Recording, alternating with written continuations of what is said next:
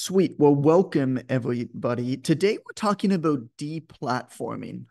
This was kind of brought about because TikTok might be banned in the United States, and I've never logged on to TikTok. I've never been on there in my life, and I don't ever intend to. But I know a lot of people do use it.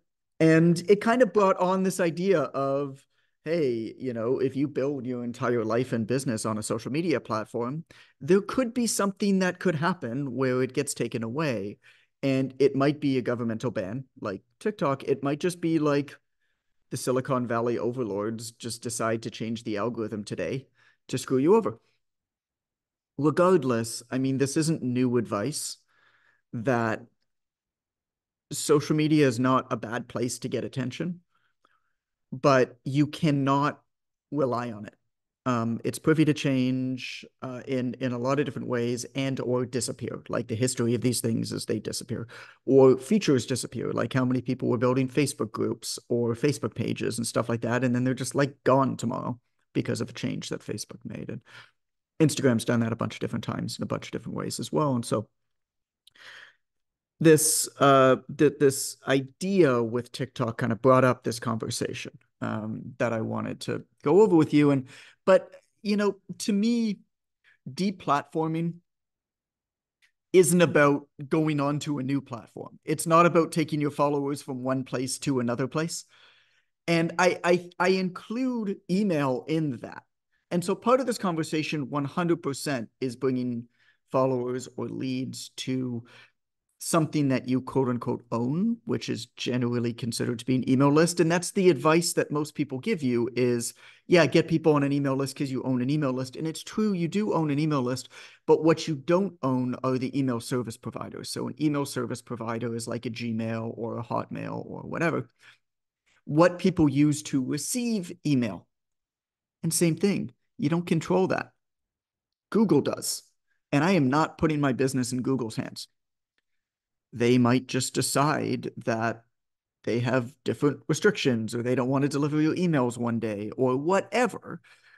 And so this whole idea of take all of your leads and, get them on an email list, I do think that that's part of it. And we're going to talk about that 100%. But I also think that there's another element to it where it's a combination. Deplatforming to me is comes down to reducing reliance on anything that's out of your control. And so one part of it is email. The second part of it is actually just figuring out how to ongoing become much more proactive in building relationships and proactive in having conversations. And so that's actually going to be a really major part of what I'm talking about is a lot of the unscalable stuff of initiating conversations. Because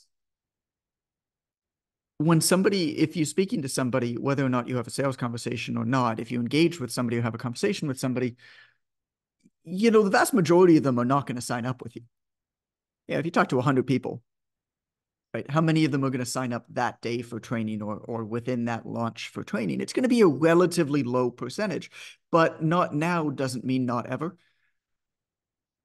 And you need a way to follow up with them that isn't reliant on social media and that also isn't reliant on you figuring out a way to send out a mass message that they respond to somehow. And so to me, a lot of this is actually very unscalable. So I'll start with a quick story, which is it goes back to when I decided that I wanted to pay attention to social media again. This would have been like 2 years ago now, more than that, 2.5 years ago. And I was talking to Alex, he used to work with us. And I actually think that he was not working with us at this point. I think he had left, but I was talking to him because we're still friends. And he was talking to him about my strategy for Instagram and how I was going to try to build up. And a lot of my strategy with Instagram actually did not have to do with the content, did not have to do with what I was posting. It had to do with how I was building a network. And it came down to people who share lots. People who don't share. Somebody who engages on social media, somebody who engages on Instagram is going to engage with a lot of people. Somebody who comments on another page doesn't just comment on that one page. You know what I'm saying? Like there are people who comment, there are people who don't, there are people who share, there are people who don't. And so when building up my page, what I decided I wanted to do was I wanted to build a higher concentration of the type of people who have already shown that they are the type of person who outwardly engages by commenting and by sharing material or this type of material on social media.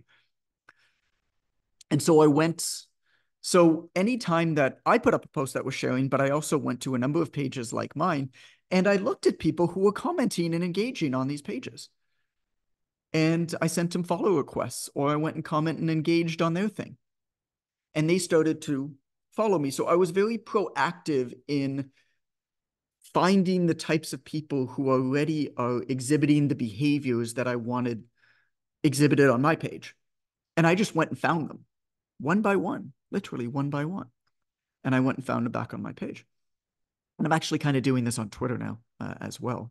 And it's slow. So what I said to Alex is my aim is 15 people a day that I'm going to have conversations with. I don't really care if they're influencers. In fact, it's better if they're not.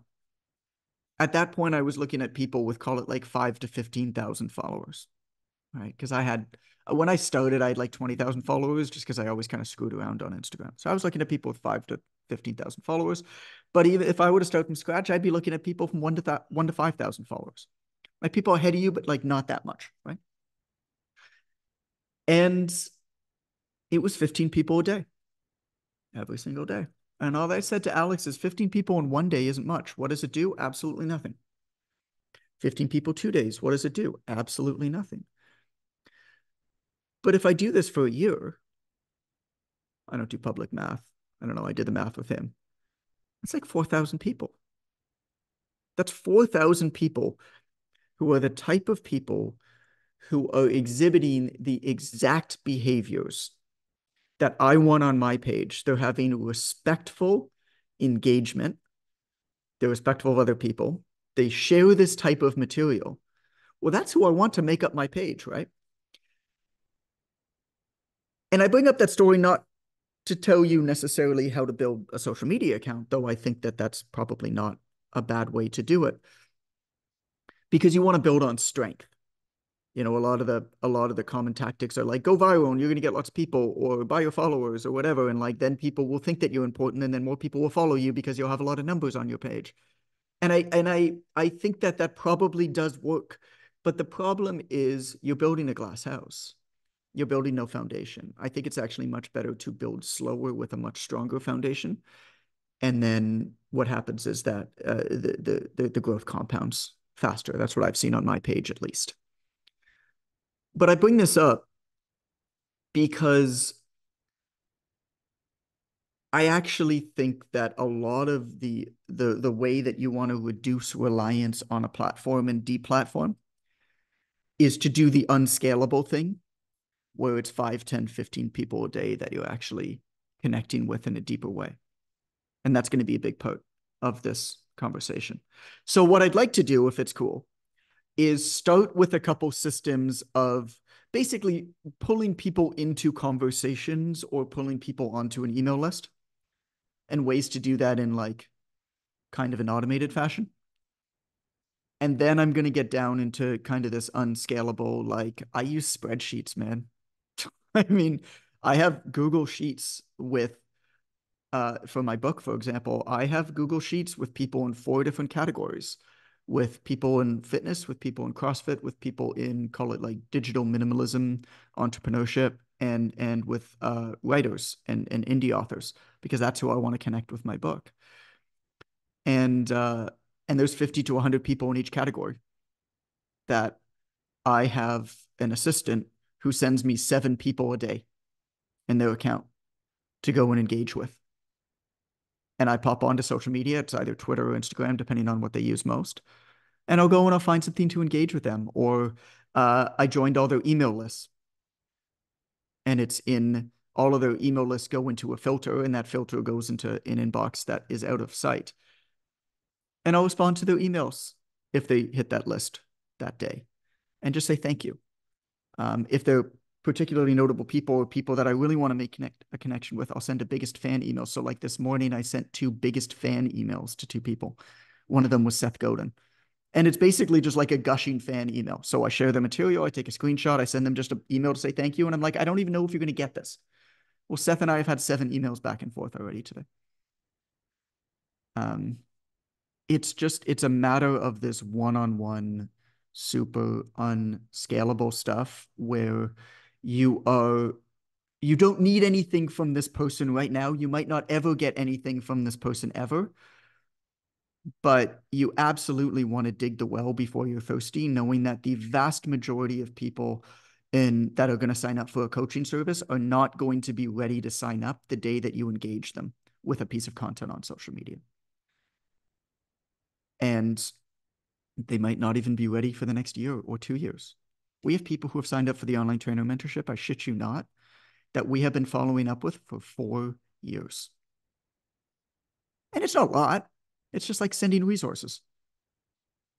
It's maybe even going to their pages and engaging on their stuff and saying good work because they are doing good work. And even if they don't become a customer, they're doing good work. And I think good work should be celebrated.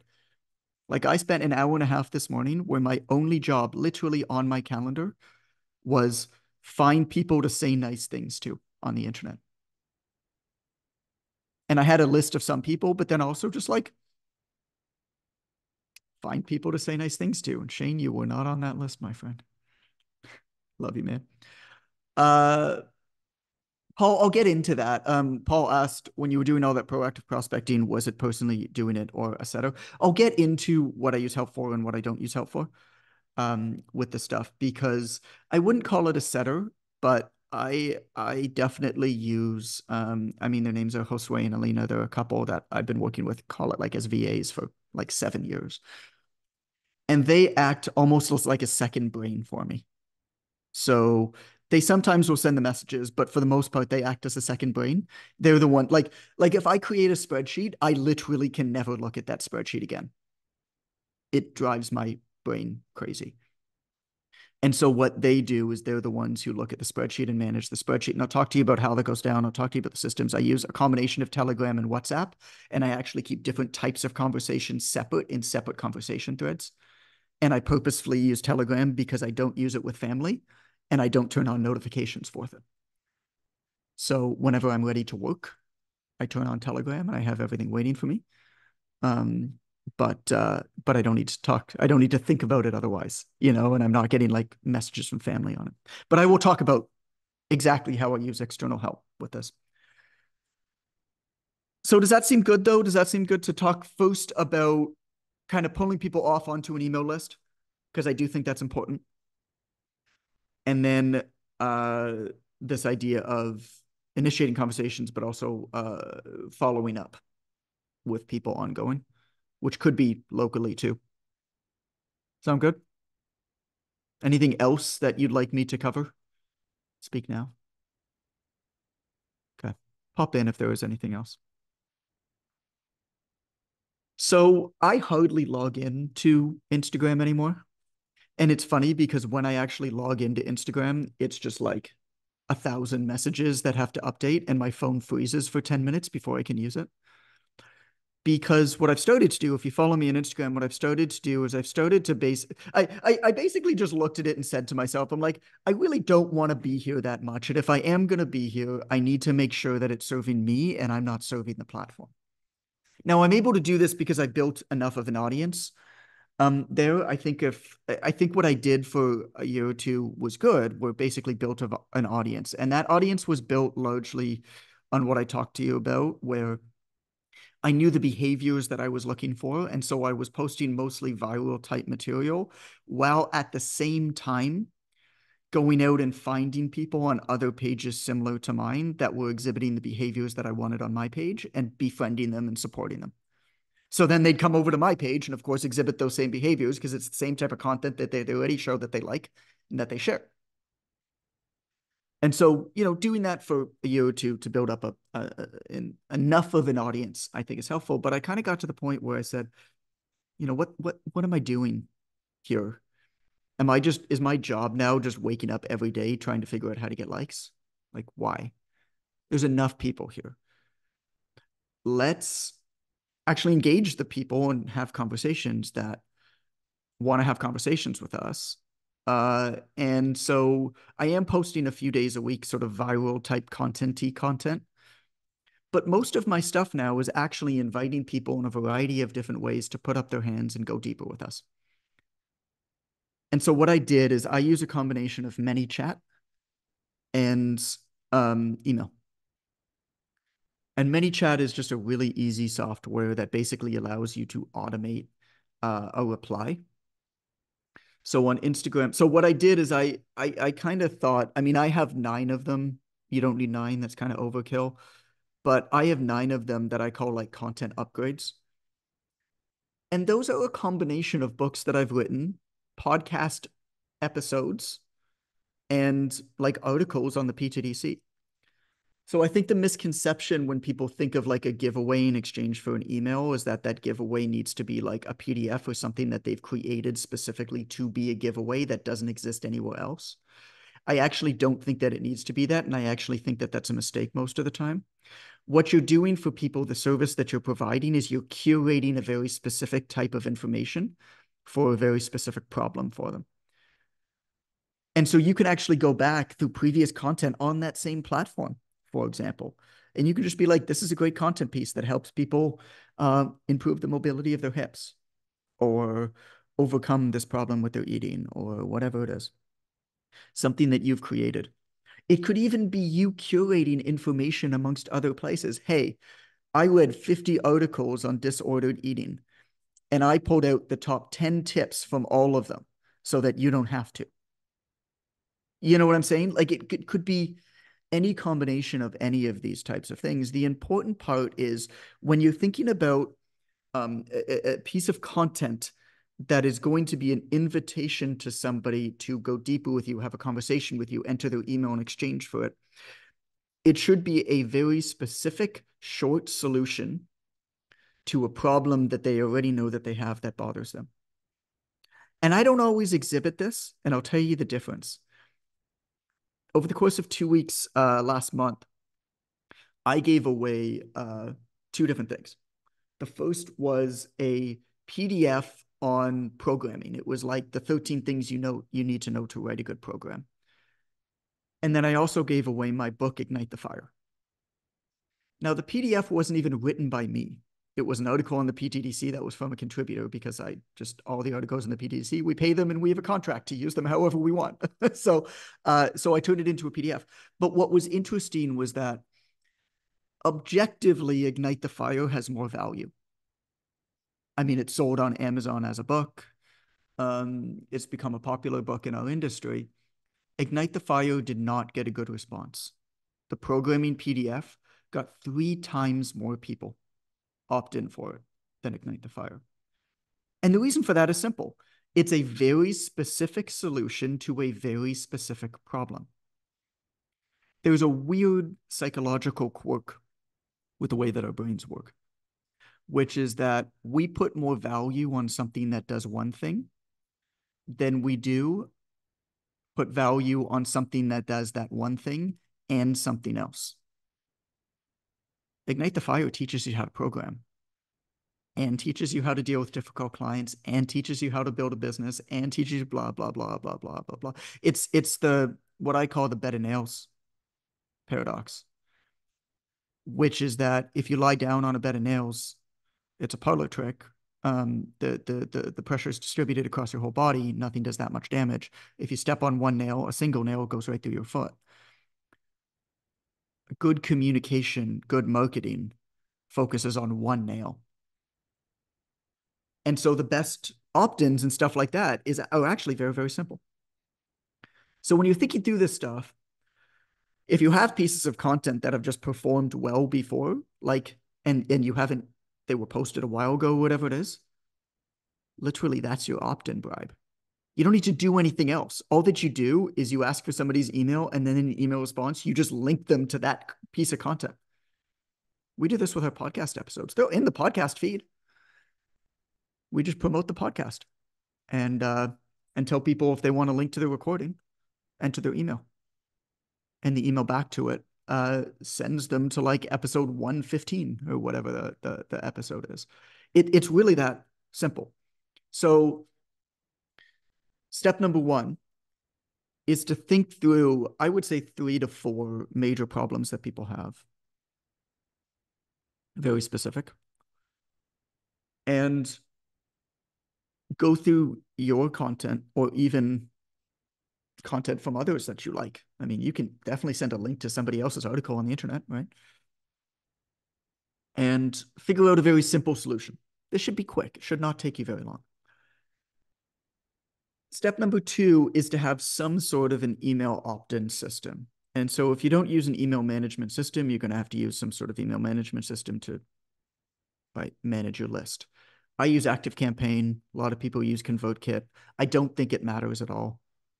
I wish I had an affiliate link to send you, but I don't. So I don't know. ConvertKit's much simpler, but it's much less powerful. You won't be able to do, if you have any desire at one point to do like robust automation, like at scale, ActiveCampaign's better. If you just want like a simple system to deliver a thing, ConvertKit is fine. Although actually, ConvertKit can be complicated to send. Yeah. Well, ConvertKit, I don't do this type of thing with. So it's worth talking to their customer service and telling them what you want to do. See how easy you can do it. Or use ActiveCampaign. Step number 2 is to build a very, very simple opt-in page. And all of these systems have self-hosted pages. So if you don't have a website, don't worry.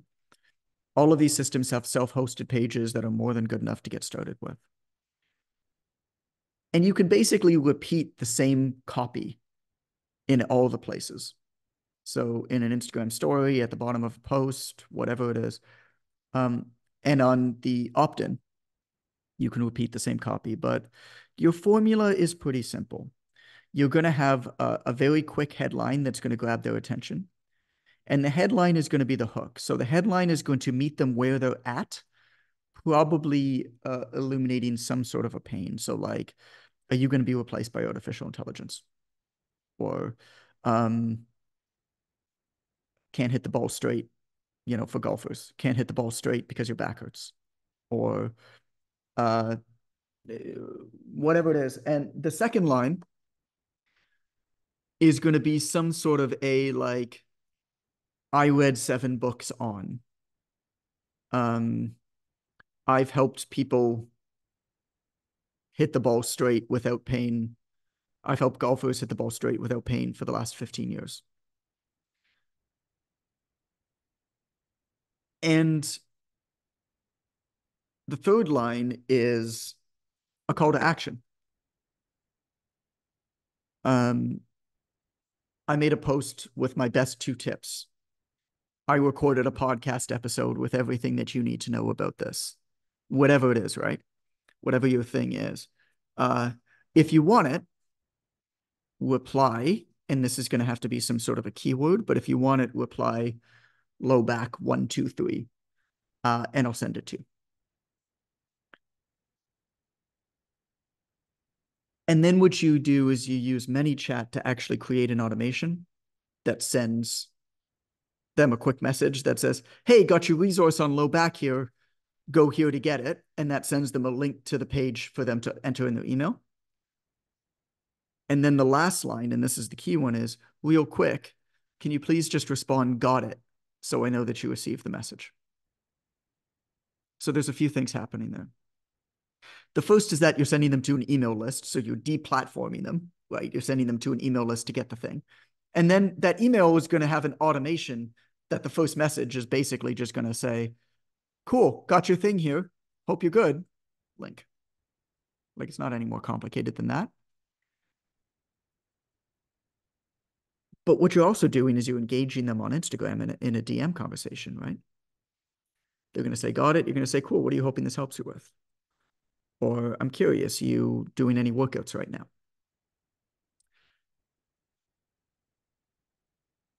And so you're now connecting them. You're now connecting with them. You're having a conversation. Your material on social media is going to be more relevant to them because they've had a DM conversation with you. And that's how the algorithm works, right? And you're also deplatforming and getting them onto an email list. And at the same time, you're going to add them to a follow-up spreadsheet. And this follow-up spreadsheet is going to really just highlight what they opted in for, what they wanted. And then if you do have a conversation with them, any other major things like, oh, has a husband who's maybe not supportive or was an athlete in college or whatever the thing is, right? And that's for you to use later. So the ideal situation is you book a call with them right then, like in the DMs. Um, so let's start with where you put this thing, and how you use it and how to turn it into a machine that works for you over time. And then we'll talk about the follow-up spreadsheet stuff. Is it possible to find out who shares somebody else's content? Jonathan, not really, like not easily. Um, Oftentimes what will happen is pages will reshare somebody who shared their thing. And so you can follow that string. You can, obviously comments you can see. On Twitter, you can pretty easily. Like I'm doing this on Twitter now. So there's a couple pages that are like, I've kind of identified as behind the scene pages of people who are in the know and like really obsessed with the thing would follow. And they don't get a ton of engagement, these pages, but the engagement they get, I found, has been really, really high quality.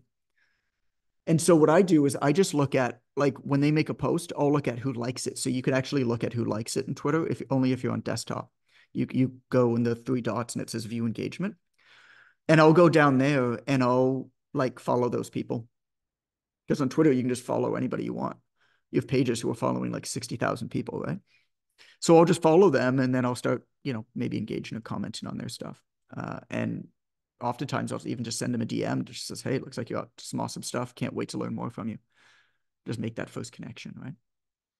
So on Instagram, not as much, but you can see who comments, and you can see some reshares if the page reshares a reshare.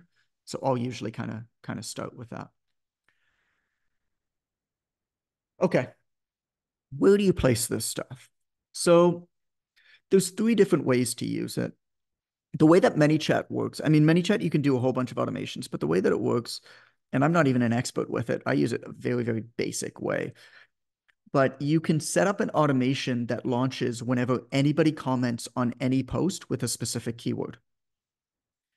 And so if you follow my Instagram, you'll notice that the keywords that I use are words and terms that would never be used anywhere else. There's some combination of words and numbers. So it's like online 1, 2, 3.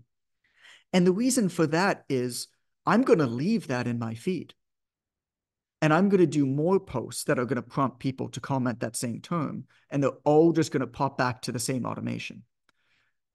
What I also do, though, is a lot of people will have typos. A lot of people will put like a space in between the two words. So I'll set a second trigger just for that single automation. And you can set a trigger on a specific post in ManyChat. So the trigger is on any post on the entire account with the unique term.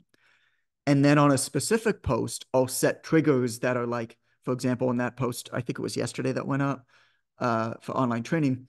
I also set a trigger just for that post. That's just the word online. Because I know that people are going to do a typo and type it as two different words. But if somebody uses the word online in another post, it won't pick that up, if that makes sense.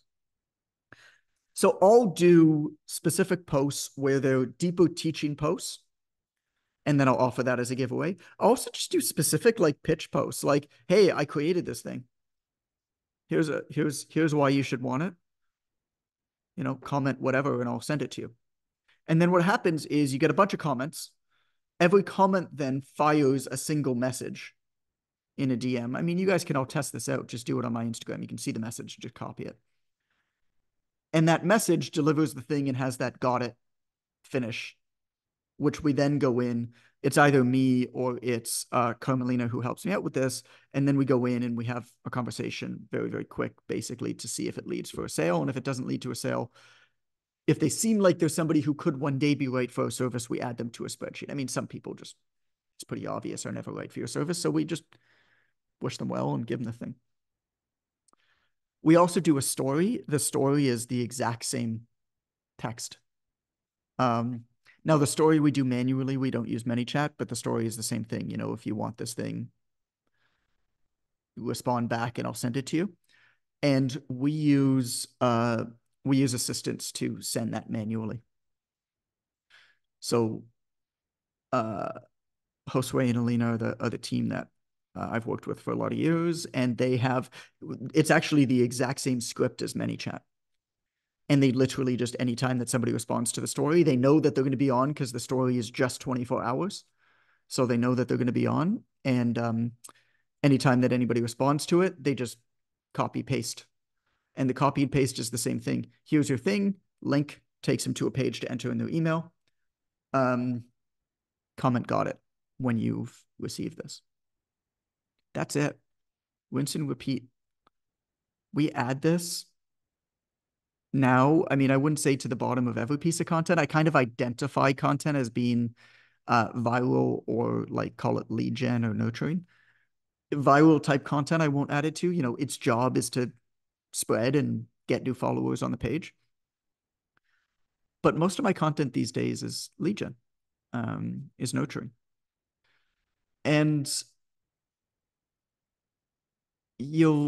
sometimes it's like a straight pitch, sometimes it's right at the bottom and just says, by the way, I created this thing. If you want to go deeper, here, have it. But the nice thing is once you build the automations, you only have to build them once, ever. As long as you know what the keywords are. Here, let me show you this. I'll show you some behind the scenes. So, I mean, this is how you guys can see my screen. This is my entire system. I use Notes. Can you see it? Yeah. Thumbs up. Cool. So I use Notes. So this is my iCloud, and literally it's just like, ready to post, whatever stuff, like what I'm going to post. I give the days of what I'm going to post. So like, here's Monday's post, for example, like Monday, here's the caption, right? And then I sent that, but content upgrades. And so all that I have here is just all of the information that I need for. So you can see for the AI podcast, so artificial intelligence podcast, the parent keyword. So this is the keyword that is general across everything. Post specific keyword, basically any misspellings that I need to put in. The landing page. And then this is the caption text. And so I might put a post specific caption above or below this, but I know that I'm going to just copy and paste this every single time at the bottom of it. And we have this, it's the same format, right, for each. Some of them are longer, some of them are shorter. When it comes down, so that's how I organize it, literally. As I'm creating content, it's just in here. In ManyChat, I'll show you how that's set up as well. So the automations are all just copied. So here, so this is the online training one, right? So these are all built the exact same way. Oh, ignore the Facebook test because that didn't work. But these are all built the exact same way. And you can see some of them we've used, some of them we haven't used yet. Oh, so look at this. So the programming guide. Remember what I said? 742 responses. All right, look at Ignite the Fire 370, AI 241, online training 222. That's the difference between something that's very specific and a specific problem. Isn't that interesting? And these are like fully professionally published books I'm giving away versus I think it's a 20-page PDF of literally an article on my site that I just saved as a PDF. So, okay, let me show you the automation so you can see it real quick. So you can see it's super basic. It's one step. That's it. All that it is, so when a user comments on any post or reel with this keyword, online 1, 2, 3, send this message. That's it. And then you can see I added a second trigger, which is when a user comments on this specific post that includes this keyword, which is just online, send the same message. That's it. That's the entirety of ManyChat. With the landing page, mine are a little bit more complicated just because we have these templates all over the place. So I could just copy it and enter in the information. But they're all the same type of thing. Actually, they're not all the same type of thing. Let me show you how basic the podcast ones are. The podcast ones are literally this. This is it. It's all you need to do. And this is the exact same text as goes on the story and is in the caption content. And they all just go into the way that it works is they all go into a separate automation and ActiveCampaign. And those automations all just feed them into the main list. So it sends one message, delivers the thing, and then feeds them into the main list that follows up with the 5 Reps Friday emails and occasional promotions and stuff like that. Yeah, so you can do it with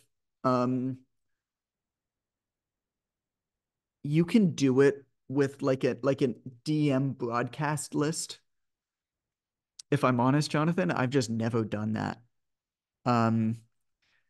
I don't like when that's done to me. And so it just feels weird. And I feels very impersonal and feels very robotic.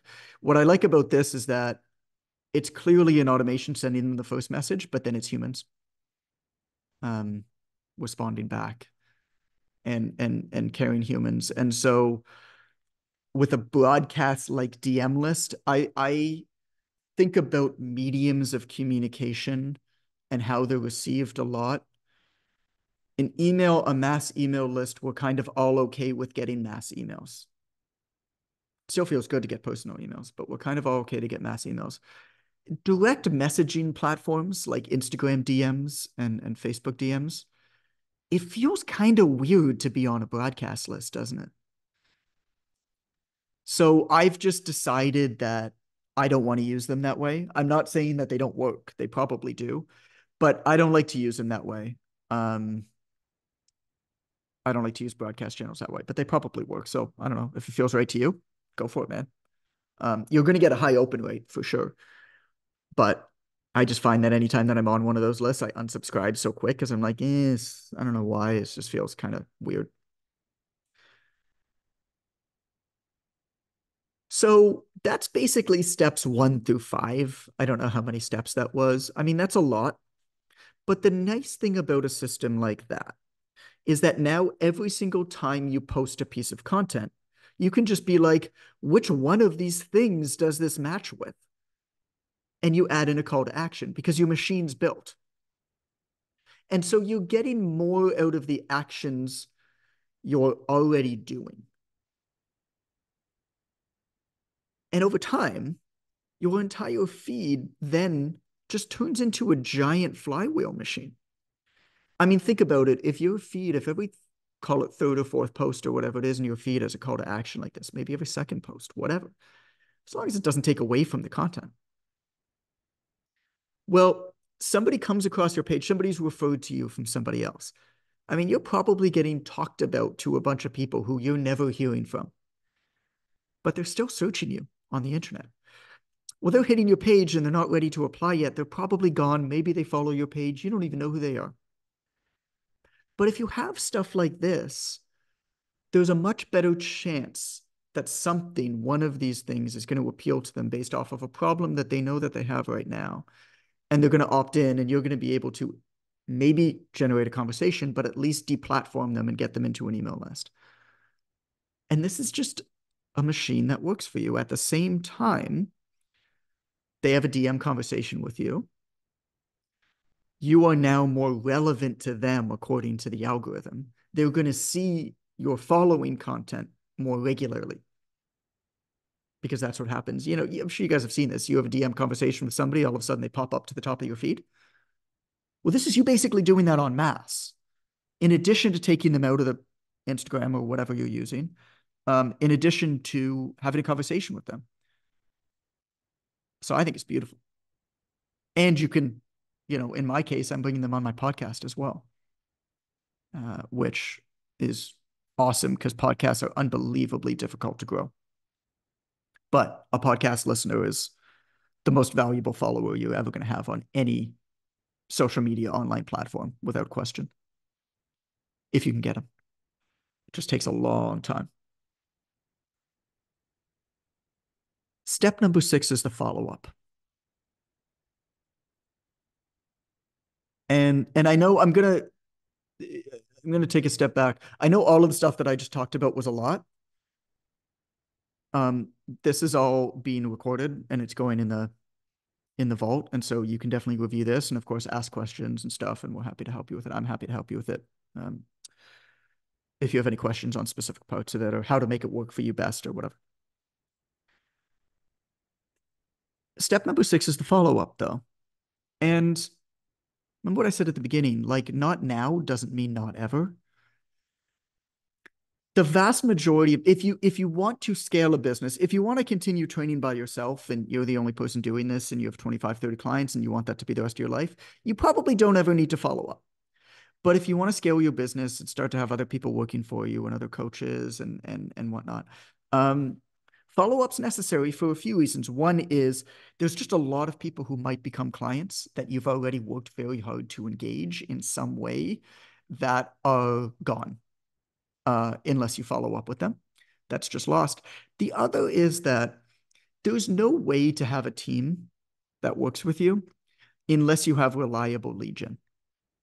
You just can't do it. Even if you have enough lead gen, if it's not reliable, it's very, very difficult to have a sales team and assistant coaches and stuff like that, because you need to make sure that people are busy all the time.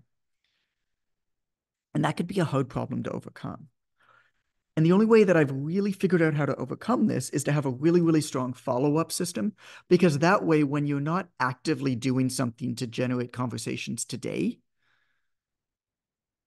you or somebody who works with you can go through your follow-ups and re-engage. And so that way there's always something going on. Now it's not scalable. It's proactive and it's one-on-one. So every time that you have a conversation with somebody, you're putting them into this spreadsheet. In no case, it's a spreadsheet. And on the spreadsheet, any relevant information about them. Now, here's where, Paul, I use Alina and Josue as like a second brain. I can't look at spreadsheets. You and I are different that way, I think. But I can't look at spreadsheets. Like I will run away so fast. And I tell my team straight up, they're like, yeah, I built a spreadsheet, this information. I'm like, that's cool. I just want you to know that I will literally never open that document. So it's great you have it, but I'm never clicking that link. But it's great that we have it. And so on this spreadsheet, then I use our team uses a series of, call it like VAs and assistants, to go through and identify people who are ready for follow-up. So we might say, hey, you know, we're going to be sending out, or we're going to be promoting this guide today, right? About the hips or about the back or about eating habits or whatever.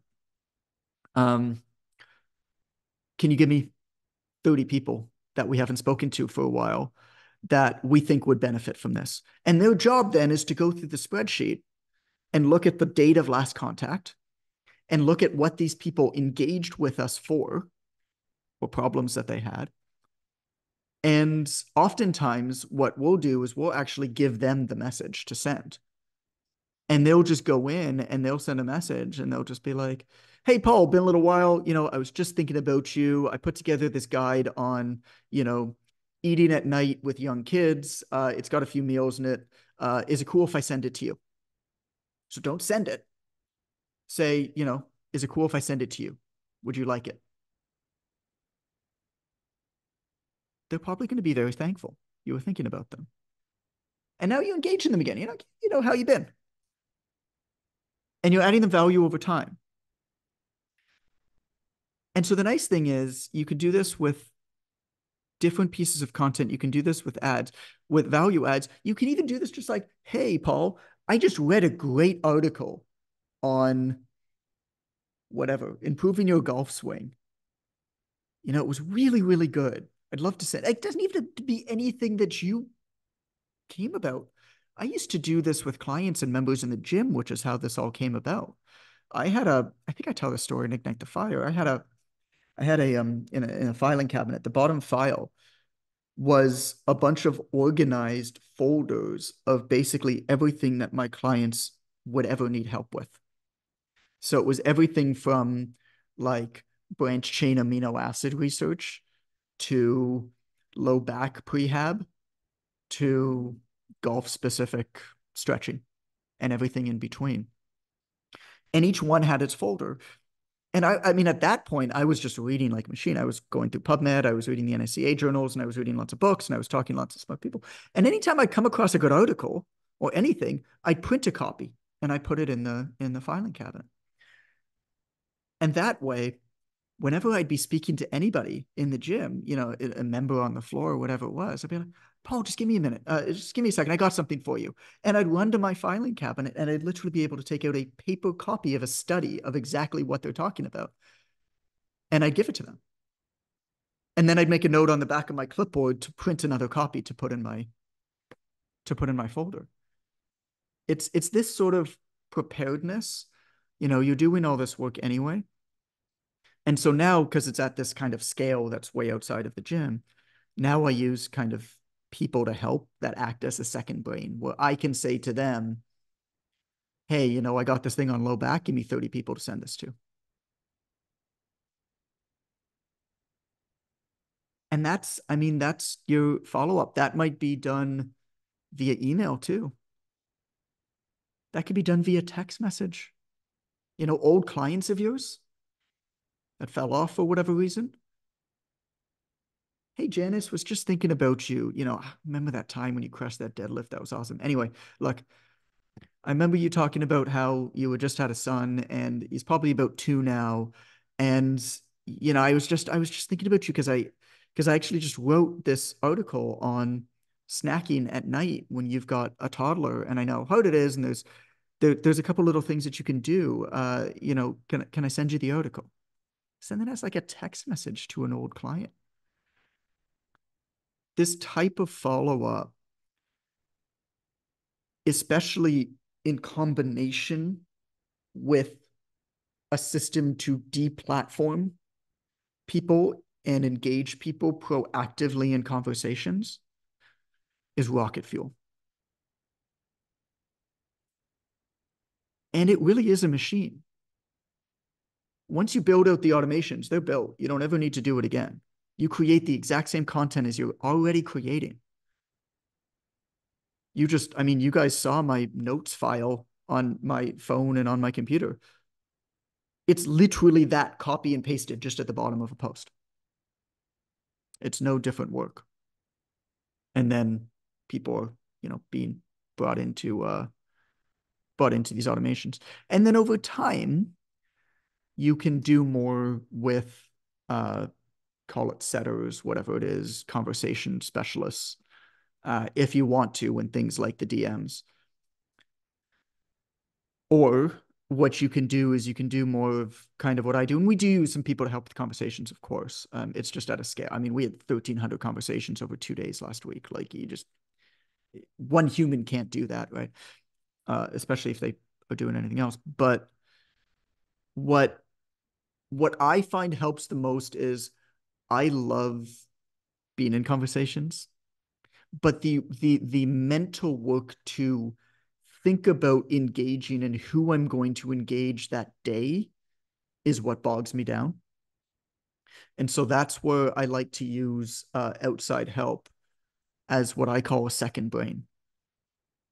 Well, all I need to do is say, I want to send out this thing on getting 50,000 followers in 30 days. And they say, all right, I got your 30 people. I'm like, cool, here's the script. And then they send out the script and then I can respond to it. I can take that in, right?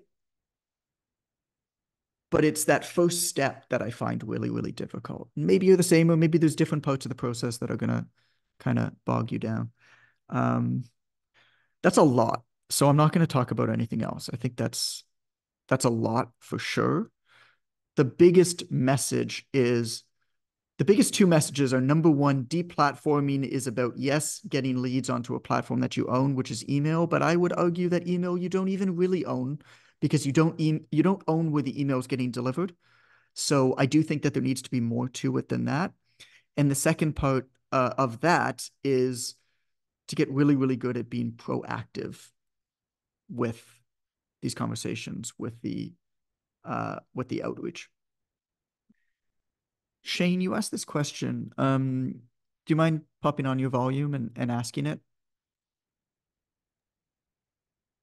Um, I don't mind at all. I'm finally awake now, so I Yeah, don't mind at all. there you go. Um, yeah, look, obviously man, there's probably five or so that I see regularly from Mhm. you. I've seen the Ignite the Fire a couple of times, the programming, AI, a couple of others. Yeah, how often do you? I mean, I'm assuming that you've played around with leaving different timeframes between the same thing and also presenting basically the same thing in a slightly different way. You're giving me way too much Um, credit. well, well, that like the AI one, Yeah, I mean, you were running for like probably 6 months. You weren't doing it in your posts. You were just doing it in the story, and the right, story was the right, same right. format. And then so So I'm not here's how we giving do you that. credit. Here's I'm how we just do that. noticing what you're doing. So Carmelina helps me with that. And she acts very much as a second brain in that respect. So she will go and pick out she'll speak to our sales team and she'll say, what are people worried about? What are people talking about? What are people asking about? And then she'll go and find a podcast that covers that. And she'll write a first draft of the story, and then I'll go in and usually rewrite it. And then she'll post that story.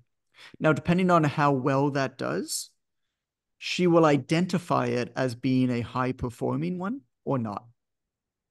And so we have 5 episodes of the podcast that we've identified make for high performing content upgrades. We've probably posted 50. And so those are the ones that you see over and over again. And actually, what I've done is I've gone in the PTDC and I've turned those into the call to action across the site. So you could see my screen again. Um, the pop up is AI with the exact same text. This is the same text as the story. And then the bottom, the footer at the bottom of blog posts is the 50,000 followers 30 days is the second highest performing story. And again, this is the exact same text as the story. And so to answer your question, number one, I don't monitor at all how long in between these things. That's where I need a second brain. That type of stuff drives me crazy. I can't even think about it.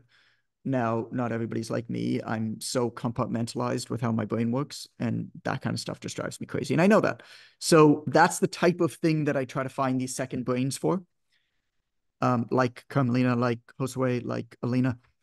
But where what they do is they identify the highest performing ones and they keep them for reposting. And so we'll try new ones over and over and over again. But that's why you see the same ones promoted pretty often. And I don't think that that's a problem. I mean, Shane, you are about as engaged as anybody on any of my platforms. And I appreciate that about you, man. I did get that message right on Facebook 2 weeks ago. Which one? What was it? Oh, Facebook sent me a notification saying Uh, something you're a top fan or something? number one Yeah. fan or something like because I'd sent you Well, 2 messages. I only say that because you notice things that Yeah. 98% of people who follow my platforms don't notice. And that's kind of hard to wrap our heads around, isn't it? Like we know everything that we do. Like, I'll repost something and I'll be like, oh, I posted this 2 months ago. Like, won't somebody notice? It's like, maybe Shane will, but like nobody else will. Most other people won't. And even if they do, they probably won't mind. Um, and if they do mind, then so be it. Uh, but oftentimes it's different pieces of content with the same call to action. And I think if something works, you keep working at it until it doesn't work anymore. And what we have found is that this strategy of calls to action for a specific piece of content that already exists on the internet, viewing ourselves as curators, not hiders of content behind some password or email or whatever, just curating our own content for people. What we found is there actually doesn't seem to be an expiry on that. We've been doing these call to action stories. We just started doing the posts too, but we've been doing these call to action stories once or twice a week, last 6, 7 months, and they still perform just as well as they did on day one. And it's going great. Oh, the only other thing that I'll add is when it comes to stories on Instagram specific to that, a single story is going to get far more reach than multiple stories posted one after another. So a single story with a call to action where people reply to you if they want a thing, you're going to see a 5 to 10 times increase in reach on that story than you'll see on a story that you post like one after the next, or a story where somebody clicks a link to get something. And so that's why you basically only see me post a single story at a time and then it expires. Because that story will be seen. If I post a string of stuff about like my family or my life, it'll get seen by like 5 to 7,000 people. If I post one of those, a single slide with a message or a single slide that says replied or whatever, it'll be 30 to 50,000 reach. Easy. So that's kind of an algorithm hack, which makes a big difference right now and might be different tomorrow. Just quickly on that one. I mean, one of the reasons I use stories is to for people to get to know me, right? Yes. So the things that I do over the course of the day. So that sometimes is a lot more stories than one in a day. Yeah. Based on what you just said, and obviously what I just said, I also use the stories for. Would you say that multiple stories is good depending for that reason, but if it's a Yeah. day where you're going to do a giveaway, Right. just drop everything else off for that day? So yeah, and Casey asked a similar question. It's great. Here's how I think about this. You don't work for Instagram, you make Instagram work for you. And the way to do that is to be very, very specific about what you hope to get out of the work you're doing. If you like creating content on Instagram and you want to be an entertainer, it's a totally different conversation. But your goals, everybody here, I think, your goal is to do whatever you have to do on Instagram and then get the heck off and get the biggest return for your time invested there. And so, with that in mind, every single thing that you do on there should have a reason and a desired outcome. Now, not everything is going to meet that desired outcome, not everything's going to work, but you should know what you want to accomplish with everything that you do. And so, absolutely, there is a time and a place for what I call depth, right? Like get to know me stories, family, training, whatever. And so some of those might be strings of what you're doing throughout the day. There's also a time and place for conversion type stuff as well. The second part of it for me is just for my own head. I don't know if this is like an audience or anybody knows. I think you can actually train your audience to expect things, but I actually think expectancy is a really, really important variable to control. And so you see it with me, Friday at 7 a.m., you're going to get your 5 reps Friday email. Like there's an expectancy in that. You kind of train that over time. And I'm starting now much more to do the same thing on Instagram. And I do think that it has an impact on your audience. I think that expectancy breeds some sort of it's relaxing. It's more enjoyable when you expect something to come and it comes. When something that you don't expect to come, like an email or a post or whatever it is, because it's coming at a different time, it's kind of jarring, isn't it? And over time, I do think that it makes a difference. But more than anything else, I'm very specific in what I post when, because I would be driving buck shit crazy if I wasn't. And this is one of the ways that I try to get Instagram to work for me.